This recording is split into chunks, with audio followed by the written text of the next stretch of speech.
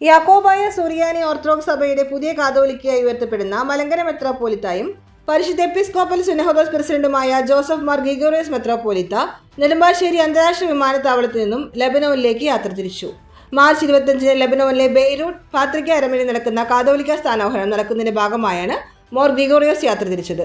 സഭയിലെ മെത്രാപ്പോലിത്തമാരായ മാത്യൂസ് മർ അഫ്രീം, കുര്യാക്കോസ് മർ യൗസേബിയോസ്, ഏലിയാസ് മർ അത്തനാസിയോസ്, ഡോക്ടർ മാത്യൂസ് മർ അന്തീമോസ് എന്നിവരും വൈദികരും സഭാ ഭാരവാഹികളും വിശ്വാസികളും ചേർന്ന് മലങ്കര മെത്രാപ്പോലിത്തയെ യാത്രയാക്കി.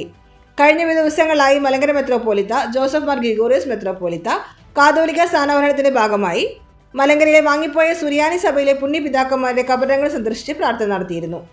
2025 മാർച്ച് 25 ചൊവ്വാഴ്ച വൈകിട്ട് 4 ഇന്ത്യൻ സമയം രാത്രി 7:30 ലെബനോനിലെ അച്ചാനയിലെ പാത്രിക്കൽ അരമനയോട് ചേർന്നുള്ള സെന്റ് മേരി സിറിയൻ ഓർത്തഡോക്സ് കത്തീഡ്രലിൽ കാതോലിക്ക സ്ഥാനാരോഹണ ശുശ്രൂഷ നടക്കുന്നത്.